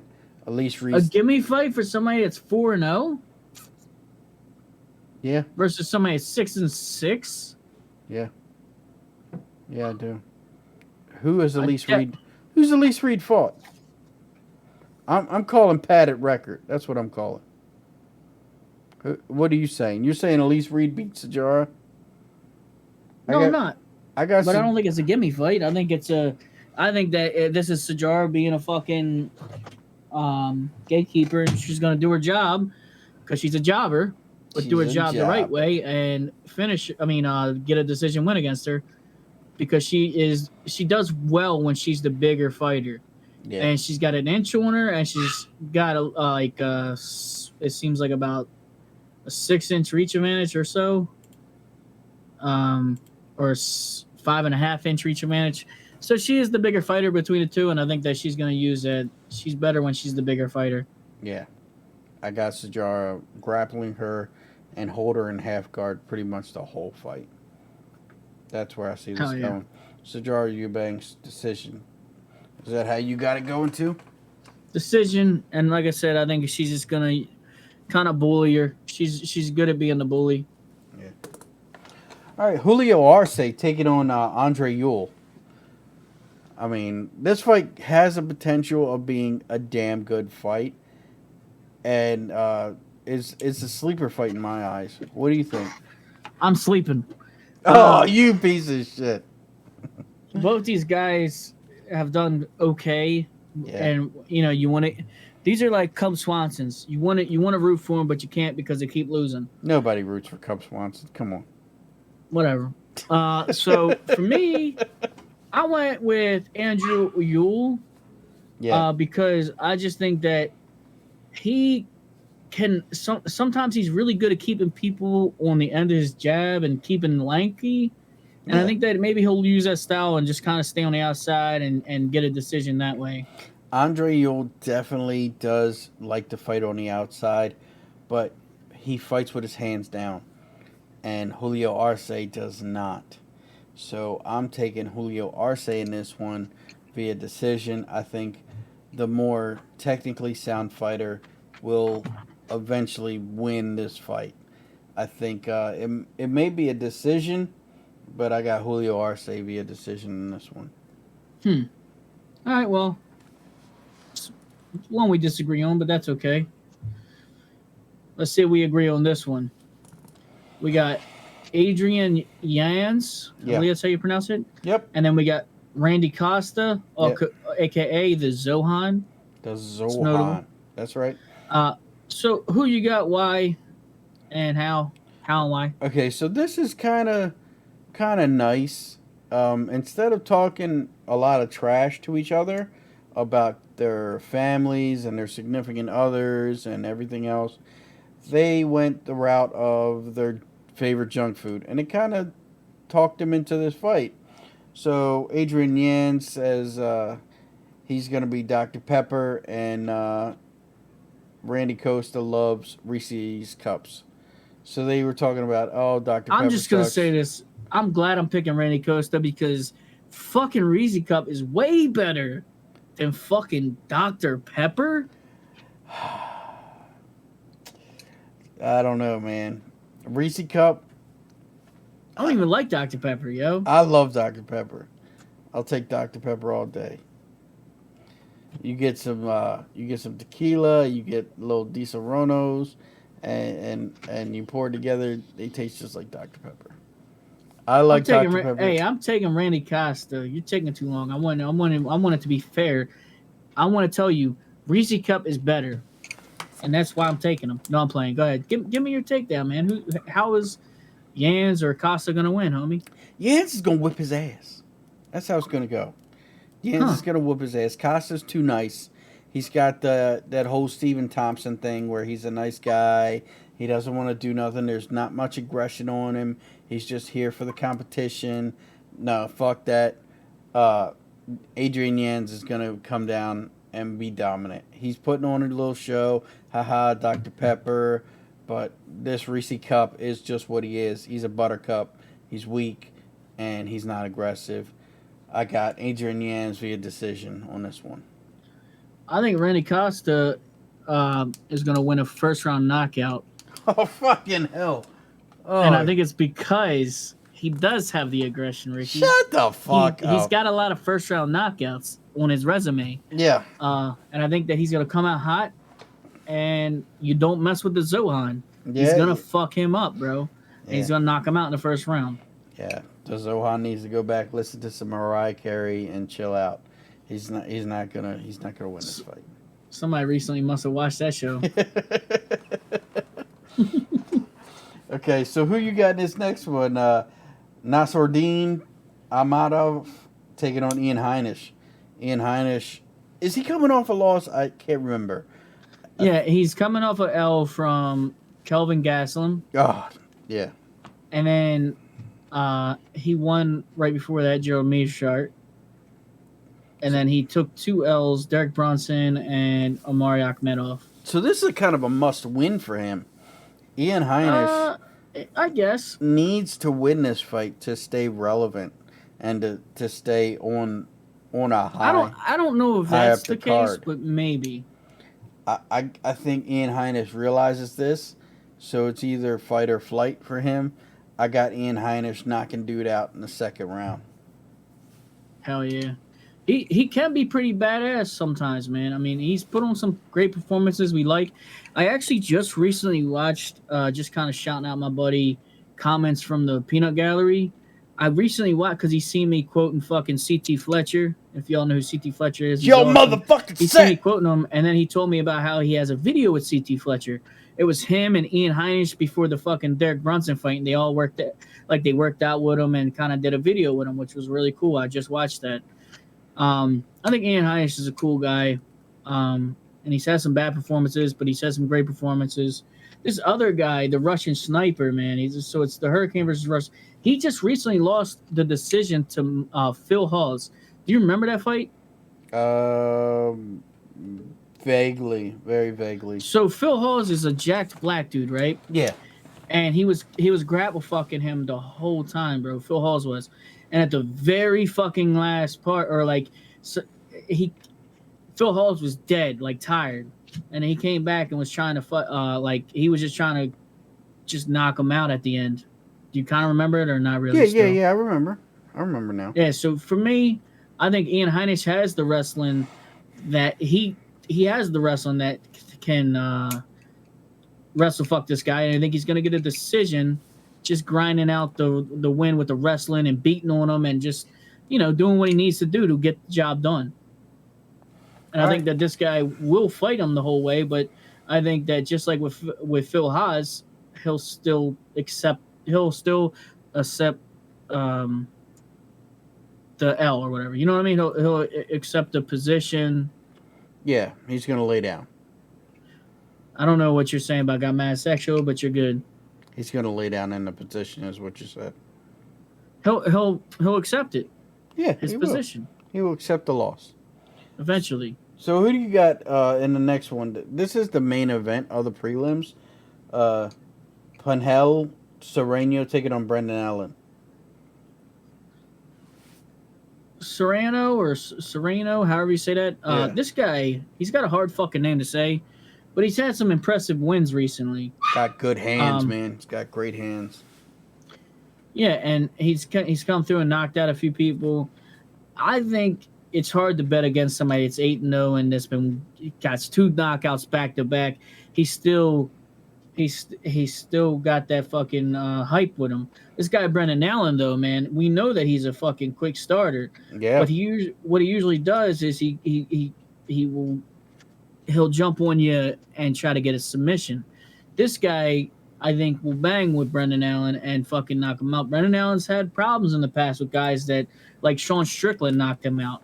And I think if Sean Strickland knocked him out, this guy probably definitely can, as long as he can keep it on the feet. I think this is Serrano's fight. I think that he waits until the second round, and then he probably starts trying to grapple him, and that's when he gets knocked out. Yeah, I agree. So, you got Brendan Allen, second round knockout? Brendan Allen's getting knocked out in the second round. Oh, second round, okay. I have Brendan Allen is I have dead. the exact same shit. Good. Yeah, and for the exact same reason. So, give me a second. I'll be right back. But who do you got, Mckee Gall or Jordan Williams? I'm taking Gall. I'll tell you how when I get back. For me, it's hard to put your money or whatever to pick Mckee Gall. Mckee Gall, he's done well for a guy that's at what's little experience as he has, but he's come up short every time he's fought somebody of any notable. Like when he fought fucking Randy Brown, he lost that pretty decisively. When he fought Diego Sanchez, he got ground and pounded. I think he said he was sick or something. Whatever. You got your excuse. So does Connor. Then he took the L to fucking Mike Perry. Mike Perry just whipped his ass. This guy Jordan Williams seems pretty fucking cool. He's coming from the Contender Series. He started out what's it called? Like 2 years ago, he got a split decision on Contender Series. Then he got 10 months ago, he came back, he got a fucking knockout. But when he got in the octagon in the UFC, officially, he took that L. It was 9 months ago. I think he's ready. I think Mckee Gall at this point in his career is kind of a gimme fight for most guys.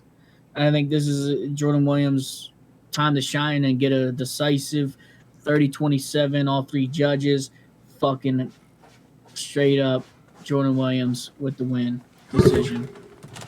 I know I was out too long. I'm sorry. No, you're good. It's not even a big deal. So I gave my little get together go about it. Williams decision. Oh, you got Mckee Gall winning. I got Mckee Gall winning decision. You crazy? Mckee Gall he's coming there with purpose, man. He is super hungry. He's the overlooked guy every time. Every time. For CM Punk, he was expected to win, but he was overlooked. For Diego Sanchez, he was overlooked. He got his ass whipped and lost. I didn't say he didn't lose. I'm saying he's overlooked. I'm saying that just makes a man more hungry.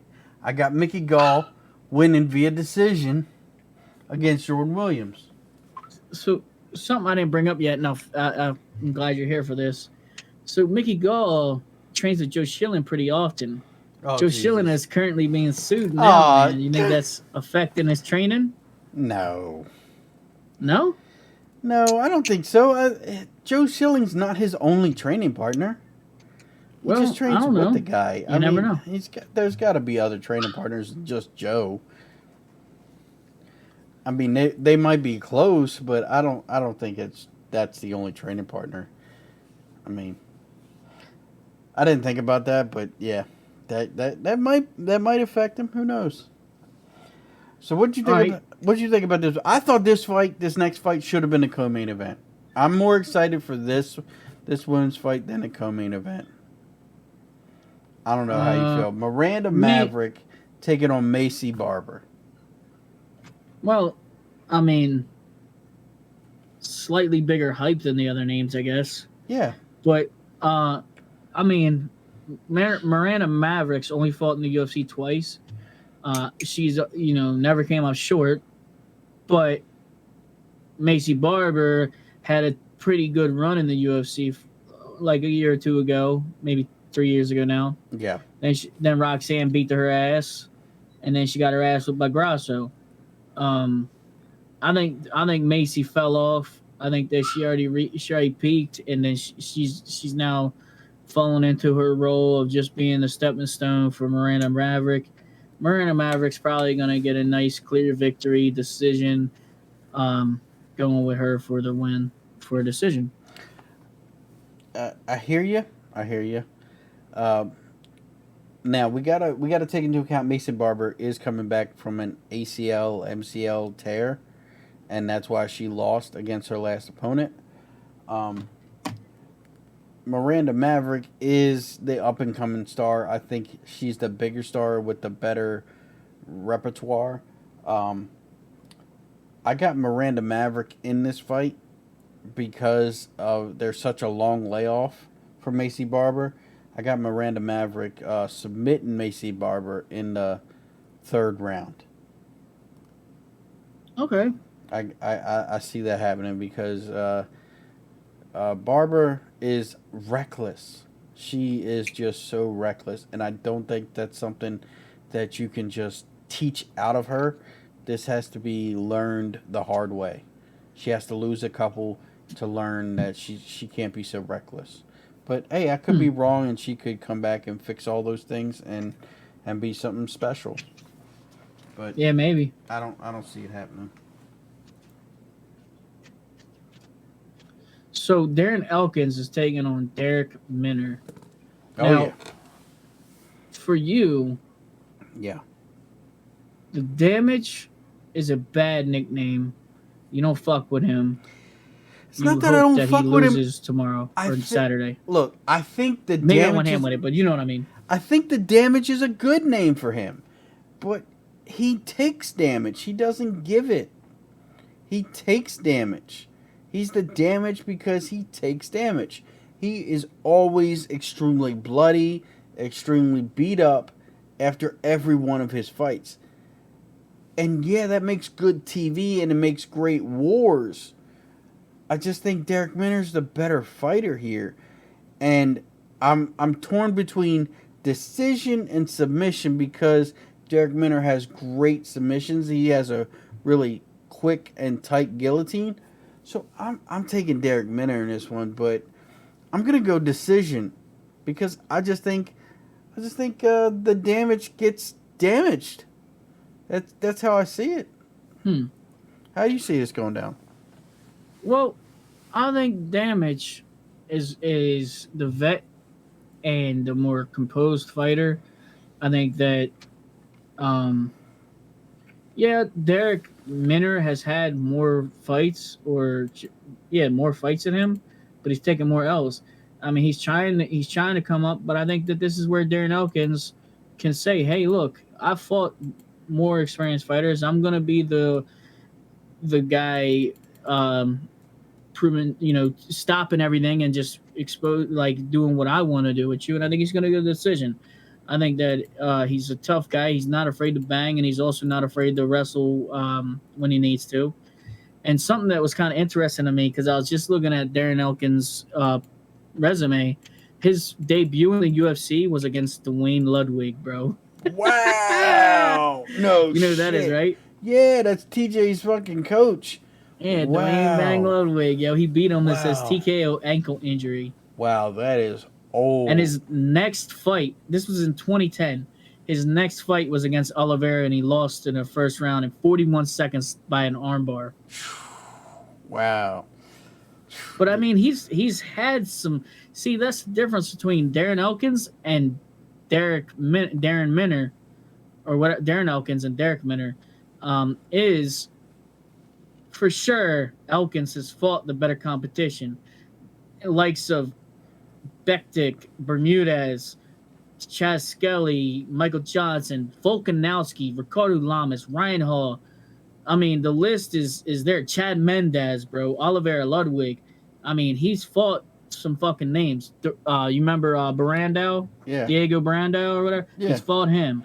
So out of all these great resumes and all these great people that he's fought, who has he won? What's his record like? Hey, his record's not bad. I mean, Derek Minner's record's worse looking. 26 and which record would you rather have? 26-11 or 25-9? 25-9, obviously. That's Elkins. Wow. I mean, that's good. That's good. I just don't see it. I just don't see it winning. He beat. I'm gonna name the best guys he beat: Michael Johnson, Dennis Bermudez, Bektik, Chaz Skelly,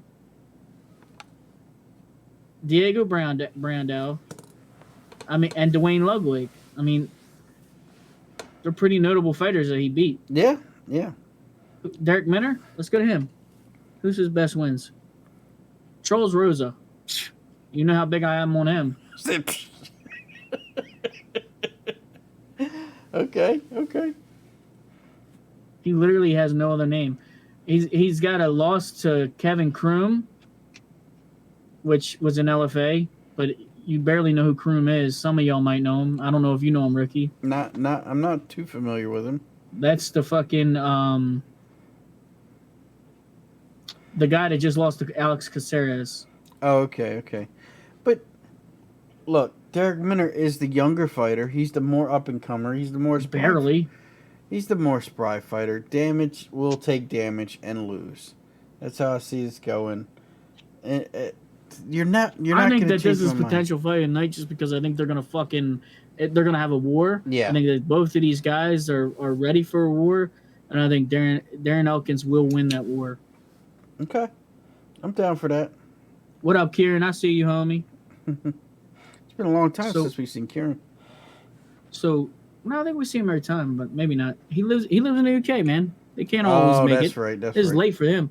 So Kyler Phillips versus Julian or Rulian, I think it's Julian. Pavia. I don't know how to pronounce his name. The most notable fights that I remember him in was when he got the doctor. I thought Kai Kara-France, when he fought him, I thought that he won, but it was a split decision. And then the very next fight he fought and got his shit cut open really bad, bro. And then he he won 2 fights after that, but it was like, he got an overhand right against Mark De La Rosa, which everybody, he fell off. Yeah. And then I don't even know who this guy is. Zaglis Zamagalov. I can't remember that guy. Do you? Not off the top of my head, no. But then you got Kyler Phillips, 9-1. He's on a 4-fight win streak. The other guy's only on a 2-fight win streak. I went with Phillips, knockout first round. I think that Julian will exchange with him, and I think Phillips, aka the Matrix, is fucking crafty and tricky, and I think that he's gonna get him in and knock him out in the first round. Kyler Phillips is amazing to watch when he's on his game. He does some crazy ass shit. Can't wait to see it. It's definitely one of those guys that are fun to watch, kind of like an MVP in Bellator. You kind of wait to see his cool new move that he learned that he's going to pull out. I got Phillips in this one a lot for the same reasons that you do. But I don't see him knocking him out. I see him taking him to the ground and like grabbing an arm or grabbing a neck and getting a submission second round. That's how I see Phillips taking this to him. You still there? Yeah, I'm still my bad. I'm sorry. The audio cut weird. Oh, sorry. Yeah, I mean, so it's pretty cool that we both kind of have Phillips. Now, what about Aspen Ladd versus Macy Chizon? What's your breakdown for this fight? I think that you like these fighters better than me. Okay, Aspen Ladd is a tough fighter. I got Aspen Ladd in this one, but Macy Chizon is aggressive, but she tends to, if she falls into trouble, she will lose. Like she's a downhill fighter. If you heard of downhill running backs, they're downhill fighters. Downhill fighters means like as soon as she starts to get on the roll, she'll win. But if there's any opposition, like Aspen Ladd will give her, then she'll crumple, and she won't rise to that obstacle. She will lose. Yeah. So for me personally, I got Aspen Ladd via decision in this one. Okay, so this fight's pretty competitive then, I think, because we did both go different on this. I'm going with Shazan. They're both have a pretty fucking good record, 7-1 for Macy, and 9-1 for Aspen. Um, Aspen's L was from fucking Jermaine Duraname, and that was when she was pissed at her for stopping it too early. Just like fucking Jimmy T and everybody else is saying, Herb Dean needs to be audited. We need to audit Herb Dean. 100%. Now, Herb Dean is slipping. Herb Dean is his pockets are getting fed for certain calls, I think. Oh damn. Now Lena Landsberg got a decision when I remember she stayed, like you said, once Lena Landsberg was able to get that like side control, whatever, she was just kind of like holding her down for like 3 rounds, just kind of just holding her there. And Macy kind of did just accept the L. I'm going Macy because she is 5'11" with a 72-inch reach, going against Aspen Ladd 5'6", only a 66-inch reach. And I think Macy does better when she's the longer, bigger fighter, and I think that's going to take into a big factor. I think she's going to win the grappling exchanges that need, and sprawl or I just think all over Macy's just going to be the bully in this one. Aggression is definitely going to determine the winner of this fight. Both ladies are very skillful. They have great grappling, pretty good striking. The aggression will definitely determine the winner of this fight. Whoever controls the cage and controls the aggression will win. 100%. Got Aspen Ladd, you got Shazan. What about this main event coming up, man? TJ Dillashaw, Cory Sandhagen. TJ's coming off his loss to Cejudo and his time off for cheating, and Cory Sandhagen's coming off a fresh win against Frankie Edgar. Now, someone like TJ Dillashaw with time off, and being able to recover and just let their body fucking just rest for a little bit, and then just focus on training and getting better. Not focus on one fighter, focus on getting better for as long as he did. That's a fucking scary fighter because he was already top of his game, easily has the better resume between the two, easily is one of the better fucking fighters at 135. You can put it in an argument is he's still top dog at 135. Every question of that will be answered because he hasn't fought since January 19th, 2019. And I am fucking all for it. I think that, in a way, Cory Sandhagen is a perfect fight for TJ Dillashaw to get right back in the fucking mix of who should be fighting for the championship. I think that he's taking this fight because he knows he can knock out Sandhagen. I think that Sandhagen tries to be aggressive on Dillashaw in the first round. Dillashaw only backpedals or reads him, makes reads on him, and fucking maybe. But I think he don't get aggressive until round 2. I think he's gonna pull like an Israel Adesanya, if you will, or other fighters that do it. Kind of more read him in the first round, and then get aggressive and fucking punish him for some of the patterns or rhythms that he's noticing that Sandhagen's got, and that's when he's gonna put in work as a second round and knock him out. Second round knockout, Dillashaw, huh? All right, sounds good. Who you got, Ricky? Let's hear it. You got Sandhagen, I know. You a hater. Okay, yeah, the hater in me won't allow me to root for Dillashaw. I'm sorry, just won't happen. Look, Cory Sandhagen is the bigger fighter. He's the longer fighter. Now, one thing you have to know too is it's not just a physical time off or physical layoff for TJ. It's also a mental layoff too. You don't have the psychology and the mindset of a fighter looking for a title anymore. I mean, 2 years off, yeah, you're practicing getting better or whatever, but you're also building businesses. He's also making money. He realizes that he does not need fighting. He realizes that there's life after fighting.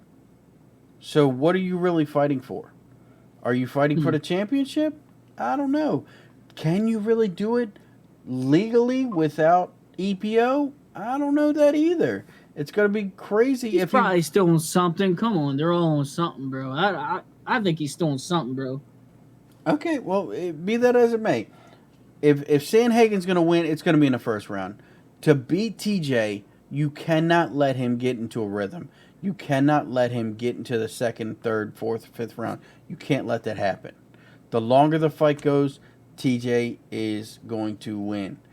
But I think Cory Sandhagen can take him out within the first round. Because let's not forget, these guys were training partners. Yeah. These guys know each other very, very well. And what happened? What happened the last time my boy Dillashaw fought his training partner? Okay. The last 2 times. I hear you. Now, come on now. But this is the other thing too. Let me talk about something too that you kind of brought up. You said he's a longer fighter. Yeah. First of all, Dillashaw's movement, footwork, and everything. I don't think that many people with a reach can really utilize that against him. But there's a differential of 2 inches. Dillashaw only has a slight fucking. He's got 68-inch reach. Fucking Cory Sandhagen has 70. It's not much of a difference, bro.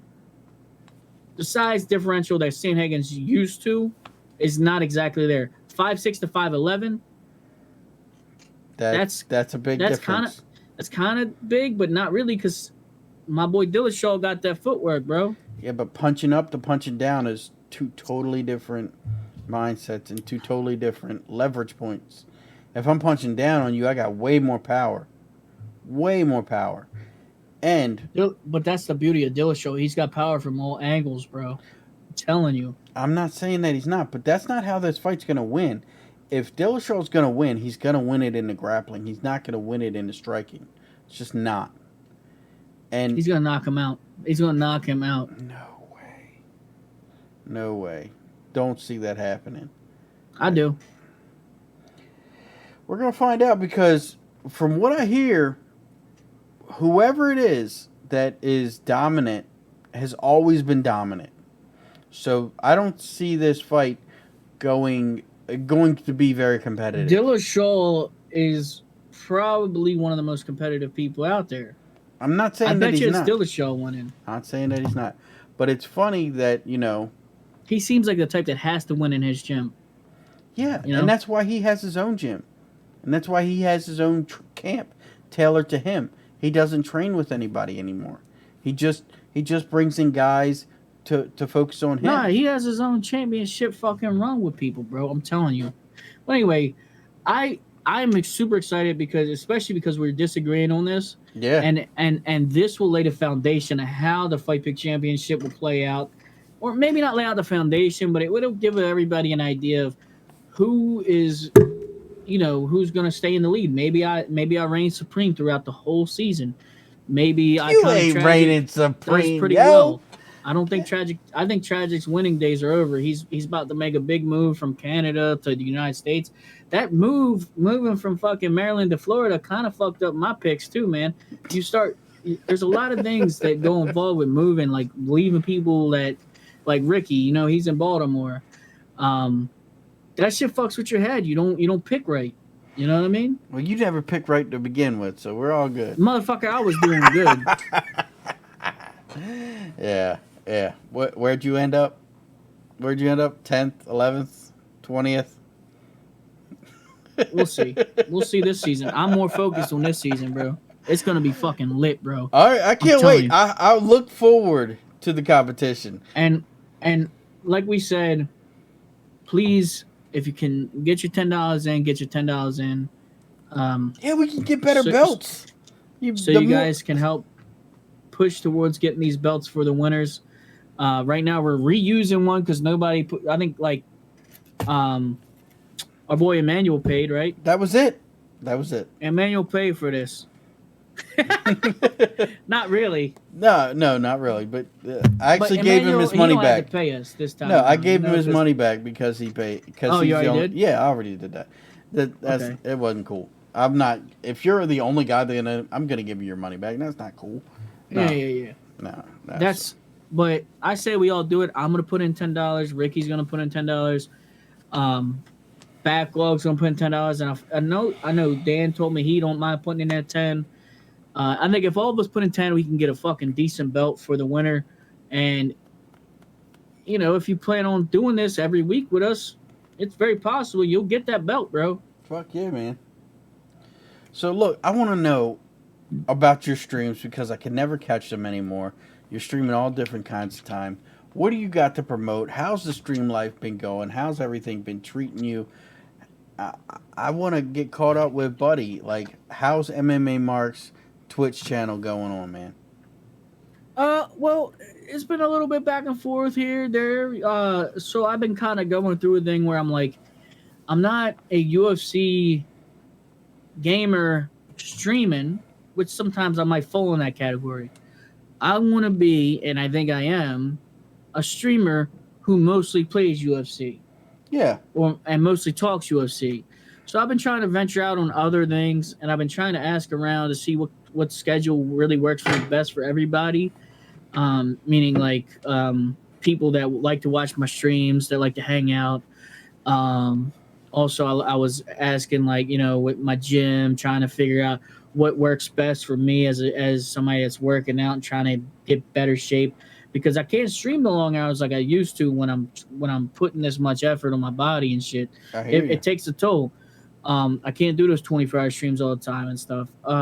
I've been doing a Trello thing for a podcast and for my stream, and one of the things I have that I wanted to get done by the end of the week, which I'm gonna have to really do a full-on decision within the next 24 hours or so, and that's figure out a stream schedule that I want to try to keep and go through with it next week and see how it works out, make adjustments after that week.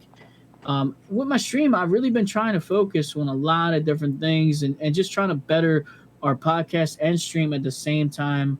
It's all about building and making sure things are going in the right direction. I've been doing more with social media, talking to some of my buddies that have been doing well with social media. We're going to be doing a lot of reels because that seems to be in on Instagram. And I like doing them, man. I posted a few.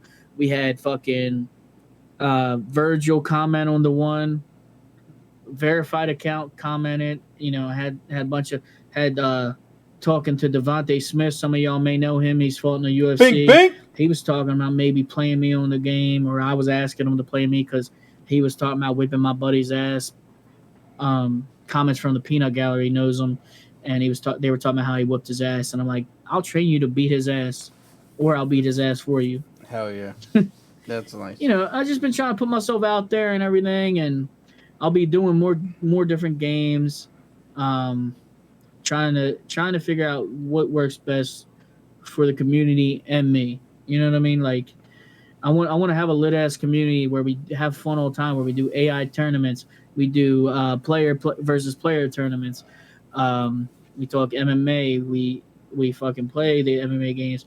We play other games together. We fucking just kind of hang out, listen to music together, and talk bullshit. Watch videos. We were watching a lot of videos in the last stream. Hell yeah. Hell yeah, man. Sounds awesome. I wish you all the best of luck. I know you're taking this shit very seriously. And the growth is there. I can't wait to see what happens with you. And I'm going to make my character in this AI tournament and my lucha mask, and it's gonna be. Well, you can change it up if you want. It's gonna be no. I'm sticking with the character. We're gonna make it work because I'm gonna be the champ. Trust that. I'm gonna be the champ in this. But yeah, it's been an awesome episode. Fight Pick Championship starts up this week again. Don't forget, guys. Cory Sandhagen's gonna whip up on TJ. It's gonna be great. Fuck EPO. Fuck cheating TJ. Everybody cheats. If you ain't cheating, you ain't trying. Yeah, whatever. There are still good people in the world that don't cheat, like Cory Sandhagen. So we're gonna see what happens. It's gonna be a Sandhagen great. probably cheating too, bro. He used to Oh, train with get fucking out of here! TJ Come on, Dillashaw shut your back mouth. when he was cheating. Shut your Probably. whore mouth. You know what I mean? Like they probably cheated together, bro. Well, look, we're gonna come back next week, recap everything. It's gonna be on Tuesday. Check Buddy out at MMA_marks on all social media, even Twitch. That's where he is. And check us out on Instagram, Facebook, MMA Marks, MMAmarks.com. It's going to be a great time. Go ahead, bud. What do you got left? Special thank you to everybody that joined us in chat on Twitch at Ricky_MMA. Those of you that were just lurking, I see you out there. I'm not going to call you out, but I appreciate you. And, you know, everybody that's listening on the audio, man, on the playback, appreciate you guys. Reach out to us on social media. Give us a 5-star rating on whatever app you're listening to us on. You know, tell your friend about us. We got, you know, we're just trying to grow here, and I think that everybody can help. Hell yeah. Well, that's our show. We'll see you next time right here on Twitch. Check you out. See ya. See ya.